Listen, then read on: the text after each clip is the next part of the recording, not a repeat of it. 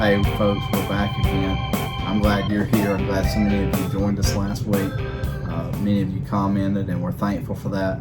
If you're with us today, we're going to be looking at Psalm 23. We're going to be looking at it in the context of worry as we continue this series on when emotions rise. So as you join us, we're encouraged to have you with us. And if it's an encouragement to you, we ask that you share it and encourage others with it as well. So Christy's going to kick us off as we get started looking at Psalm 23. Okay, so as Daniel said, we're in Psalm 23 about worry today. Overcoming worry is how the writer pointed it out today. And the point of the lesson is that God's presence provides a way out of worry. And as Daniel said, we're looking at Psalm 23 and how David compares the sheep and his relationship with the shepherd and God's care for his people. The introduction, if you have your book and you've read that, talks about the world offers us a lot of things to worry about, and it does. Terrorism, global tensions, economy, politics, etc. And then we also face many worries in our own lives within our families, our health, our job security, retirement, things like that that's more tangible to us. We all know that we're not supposed to worry, and one reason we're not supposed to worry is it's not good for our health. According to the National Institutes of Health, chronic stress and worry lead to weakened immune systems, high blood pressure, ulcers, backaches, headaches, all those things that you contribute to worry definitely makes a difference on your physical body. And as we look at Psalm 23, we're going to see how that just having God's presence with us all day long, every day, will help us with our worry and help us not to worry so much. All right, so I'm going to start out. I'm going to read Psalm 23, the first three verses. They're familiar verses to many of you. And we're reading the Christian Standard Bible produced by Lifeway. So if the words are a little bit different for you, that's where we're getting it from. The Lord is my shepherd. I have what I need. He lets me lie down in green pastures. He leads me beside quiet waters. He renews my life. He leads me along the right paths for his name's sake. Okay, so Psalm 23 talks about the sheep and the shepherds. And the sheep, I don't know of any mascots for any football teams that are sheep. Now, maybe a ram is the closest thing, and that's definitely not even a sheep. Because sheep are stupid. They're weak creatures, and they can't survive on their own. So we wouldn't want to use them as a mascot fighting really hard for our team. So David wrote this psalm because he was a shepherd. We don't know if he wrote it as he was shepherding, probably looking back, as the several commentaries have said, with he was a king, kind of looking back on his life as a shepherd. But we know that he had a personal relationship with his sheep because he was a shepherd, and that's what shepherds do. And he cherished his sheep just like any shepherd would, and probably, we know that he risked his life for his sheep, because now we can read it in scripture that he fought off a bear and a lion just to protect his sheep. And then we'll look at how this psalm correlates with Jesus being our good shepherd, and that's found in John chapter 10 verses 11 to 15. I'm going to read that to you real quick. It says, I am the good shepherd. The good shepherd lays down his life for the sheep. The hired hand is not the shepherd who owns the sheep. So when he sees the wolf coming and abandons the sheep and runs away, the wolf attacks the flock and scatters it. The man runs away because he is a hired hand and cares nothing for the sheep.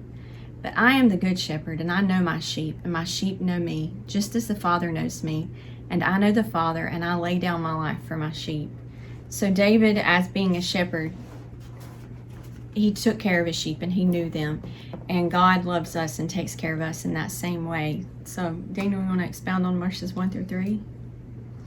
So as we look at this passage and we think about this, and so much of this, you have to remember, you have to step into the writer's shoes, if you will. Probably sandals. But anyways, you need to get to where the writer was. And you need to kind of get the visual imagery that they have. And so this would have been rocky and hilly terrain that they would have been in. And, you know, a lot of times we can be really critical of the word sheep because they are a an animal that doesn't seem to have a lot of great qualities just for their intelligence right off the bat. But I think that's probably a little wrongly misguided. And I think one of the ways we can do that is understand that a sheep is dependent, that they have to have care, especially in the terrain that they were in. And so when David is describing this, a sheep is not going to choose to walk up a mountainside cliff to get into the valley where the fresh green grass is growing in the spring. As the thaw began, and it began at the bottom of the mountain and began to work its way up, the sheep would have to transition from different pastures to different pastures. And these weren't huge, 100-acre fields. These were 2 and 3 acres that were, spotted next to a small stream or something, where the runoff from the mountain allowed the fertile grass to grow. And so, you need to kind of get that picture in your mind of what is happening here. And so understand the dependence that's happening. And I'm probably getting a little bit off track with all of that. But, when we picture that, David is saying about himself, if God is my shepherd, as I have been a shepherd for the sheep, then there are places that he has taken me where I abide beside him and I walking. I'm resting near green pastures. And one of the words I have for that is anticipation. For a shepherd to adequately provide for his sheep, they had to anticipate what their needs were, and they also had to anticipate the next place where those needs could be met and how they could be provided. And God is that kind of God who is anticipating what our needs will be and how they can be met. And when we think about that in our lives, it may make it a little bit easier to go through the circumstances of our life, not necessarily without worry, but in the recognition that God is present in that moment itself. And there is a purpose in that moment. And you may not know it for a while, but there is purpose in that moment as well. Yeah, I think being sheep, it's not a term meant to insult us, but a term meant to humble us and to think about the how that we do need our shepherd, how that we do need that in our lives, not necessarily to insult us as being dumb or anything. I like how in verses 1 through 3, David really makes this whole psalm very personal. You can read through it and count it. You use your fingers if you're like me. But it's 17 times that he makes this personal. With my shepherd, I lack nothing. The Lord is my shepherd. So just go through and count them. 17 times that he makes it that way. And in verses 1 through 3 that Daniel just read, he speaks about the Lord. And then we're about to read how he speaks to God as it being a personal thing. The writer says that he guides us. He guides us through the toughness of any situation that we have going on. So if we do falter, like sometimes the sheep do, they fall away, he's not there to beat us over the head, but he's there to restore us and to guide us through whatever it is. And he provides for us. He meets our needs. This shepherd sheep thing really makes me think of a parent-child relationship, because like Daniel said, anticipating the next need. I know that if it's 12 o'clock, even if my kids aren't asking for lunch, you need to stop what you're doing and fix something to eat for them, because it's time to eat. They're going to figure out their needs, because they're going to go get Debbie cakes and goldfish and they're going to eat it. But if you stop what you're doing and you take care of their needs, and that's really what God does for us. He stops and he takes care of all of our needs. Yeah, and that's, the illustration she just used there of the kids is really insightful, because just as they would probably choose little Debbie over a sandwich, with peanut butter in it with the protein and those sorts of things, so too in our lives, we will choose. A sheep is going to choose, right? The reality of it, though, is they're not going to choose the difficult to obtain the good. And that picture is kind of finalized there in verse 3, where it says, he leads me along the right paths for his name's sake. There's a lot of paths that a sheep could choose, but the shepherd in his wisdom, knew where the fertile grounds were going to be, knew where the good streams were going to be, and so he chose to take the sheep down paths that they probably would not have chosen, in order that they could get what they needed. And so this is a God who anticipates and then provides. And so just two things on that is a God who can provide for your needs is a God who is both present and who is observant. So he's present, and he is able to see and acknowledge what is happening in our lives. And 2, look where he guides us. I think it's verse 3. It says, he restores my soul. He guides me in the paths of righteousness for his name's sake. And then in verse 2, it talks about green pastures and quiet waters. He leads us to relief. It's not just, okay, well, let me fix it this way and give you this. He offers us specific relief from whatever it is that we're going through. And before we transition to the next point, I would just challenge us in that, because a lot of times we see relief as a material situation, as having, our finances at whatever level we think they should be. We see relief as a relational thing, as, relationship with this person is correct and good, or with this person or whatever. But I will promise you that if you go through history and you read the stories of God's people, including the one who wrote this story right here, that they will tell you that the assurance of God's presence will accompany us in every situation and circumstance, even when the circumstances are horribly wrong. And just a quick thought on that, David, how in the world did David refuse to kill Saul when Saul was in the cave with him? There's no sane person in the world that would refuse that opportunity, except for the fact that he was assured that God was present with him, and as such, he did not have to take the matter into his own hand. So, and then we're going to look at how he contrasts that in the next section here if we're ready to move there. Okay. Right, do you want to read it in the book? Okay. I got it. Even when I go through the darkest valley, I fear no danger, for you are with me. Your rod and your staff, they comfort me. You prepare a table before me in the presence of my enemies. You anoint my head with oil. My cup overflows. So here we see a shift. We've talked about the Lord, and now we're talking to the Lord. We're crying out to him, as David did. So our worries that we might have sometimes actually become a reality. The retirement issue might actually be a reality. The loss of a job, the loss of someone very dear to you might actually happen. The things that we've just worried about, even broken relationships. But God's presence makes all the difference in the world. As our shepherd, he protects us.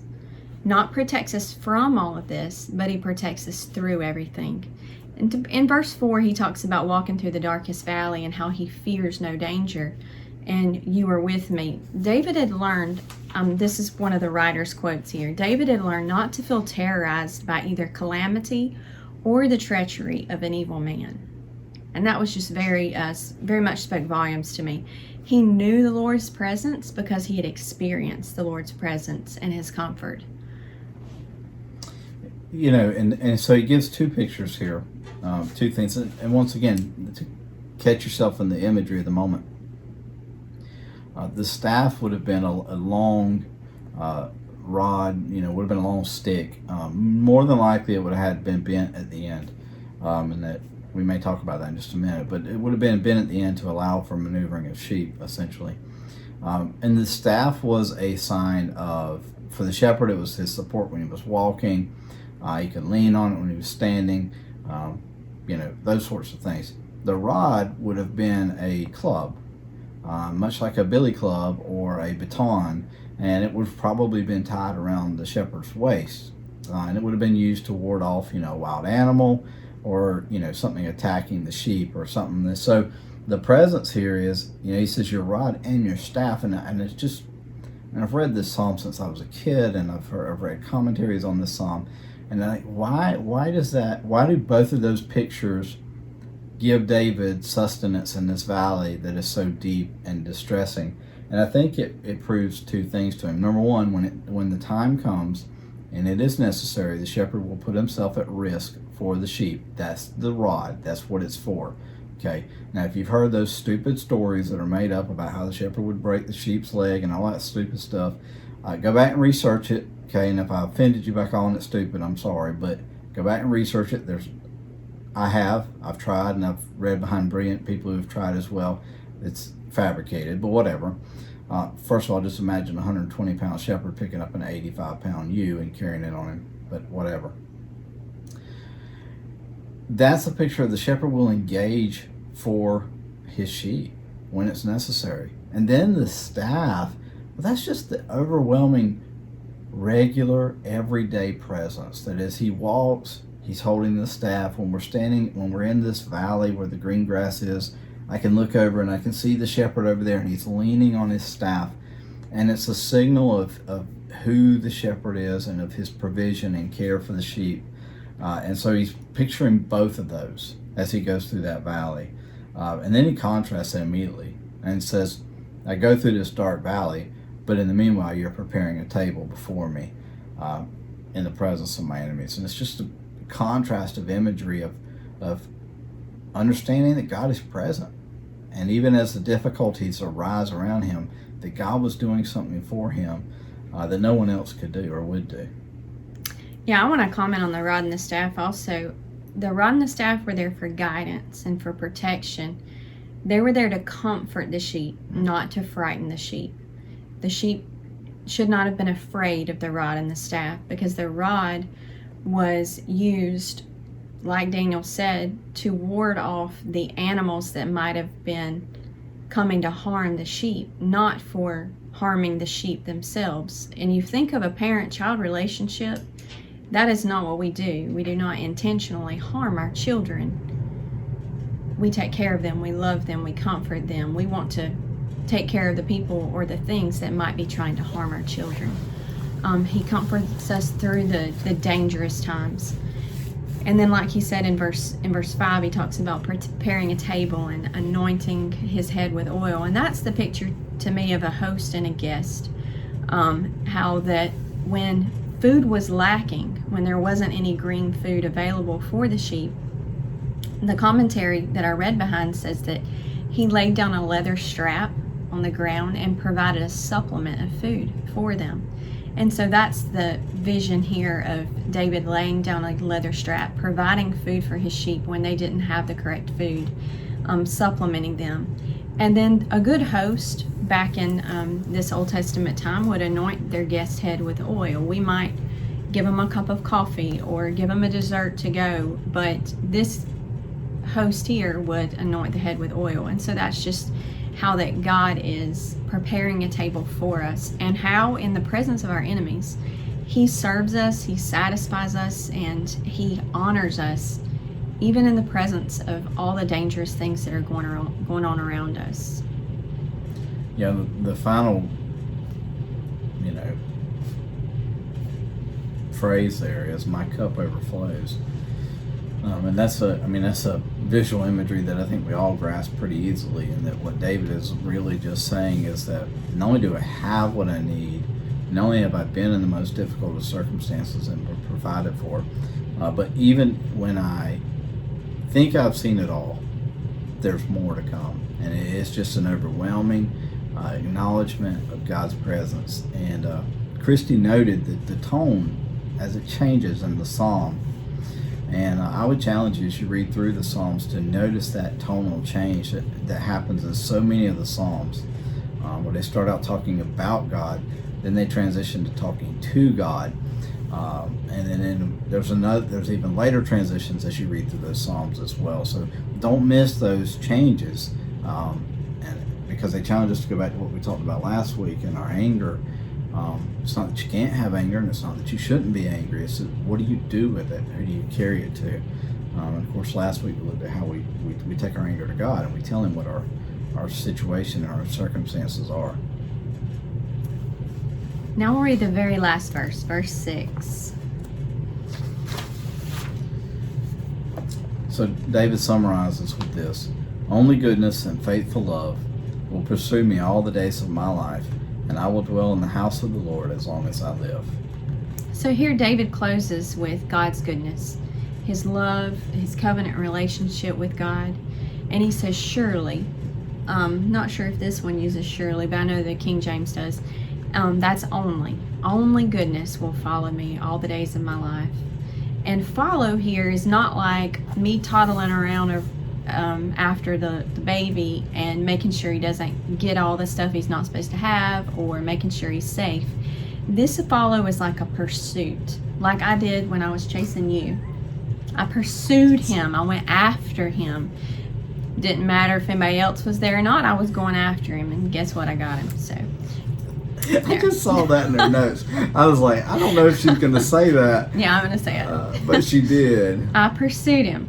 So it's not a lagging behind, but it's an actual going after what you want. And that's how God does us. He pursues us. He goes after us all the days of my life. So the writer wrote this, and I want to read it. It says, it's not a place, but the vitality of a relationship with the Lord that transforms the individual. It's not a specific place. It's just your relationship with Him that transforms us. Yeah. I'm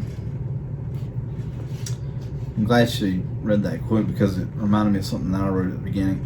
The presence of God cannot be fabricated. And what I mean by that is you can't make up God's presence because it doesn't have a certain set of parameters. It doesn't have a specific set of circumstances. Like, in other words, God can only be present when we've done A, B, C, D, or E, F, G. Because, like she was just saying, is that God's presence is in a relationship. It's in a co-joining, and the only way that a relationship can happen is by mutual acknowledgement. And so David is writing here of how he starts out acknowledging God's presence in his life, and then he transforms it to, not only have I acknowledged God's presence in my life and that He exists, but now I'm recognizing how He has paved the way for me, how He has blessed me more than I can ever even begin to fathom.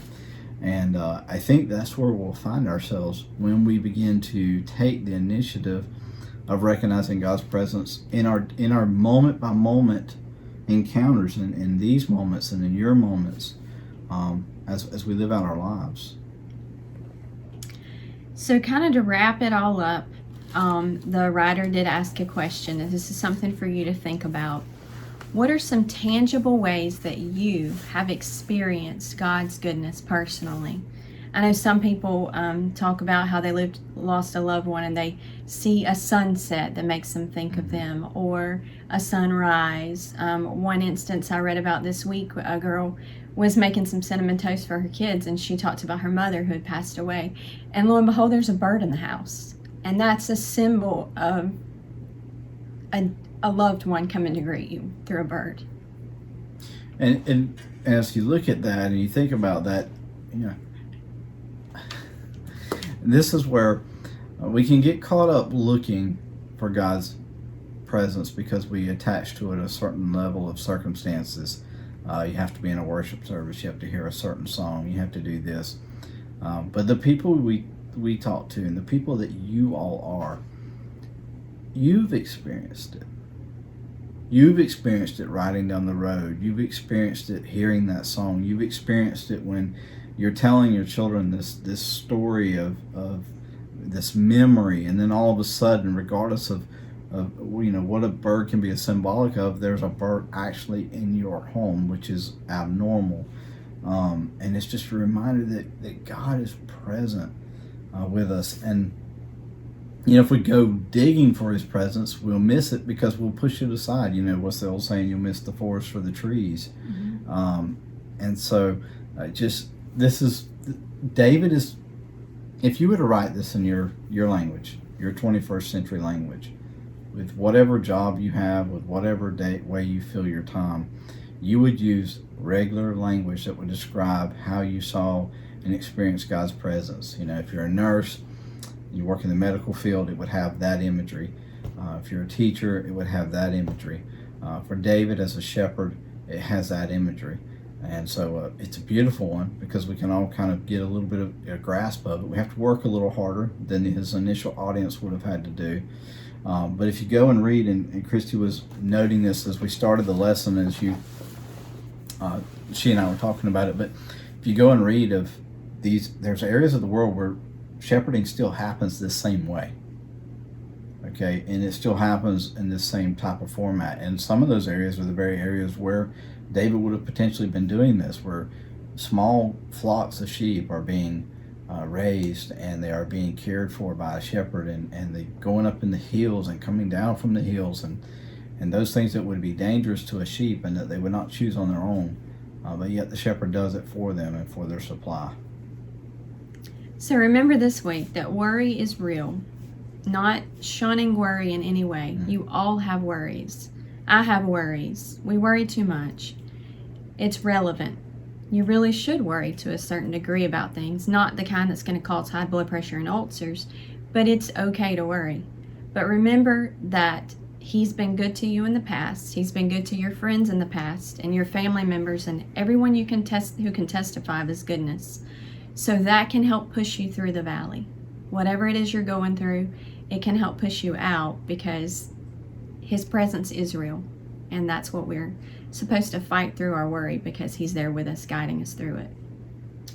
Yeah, and one of the things that may help you as we close this out would be to maybe take this psalm and write it out. Most of you probably have it much closer to memorization than you would think you do. And put it in a place where you can quote it to yourself throughout this week, maybe in your car or somewhere like that, where you can be reminded of God's faithfulness in your worry, in these distressing and difficult circumstances, that He is present and He is faithful. Well, thanks for listening, and we'll see you next week. We'll probably do it again together next week. Maybe. If she'll let me. Thank y'all.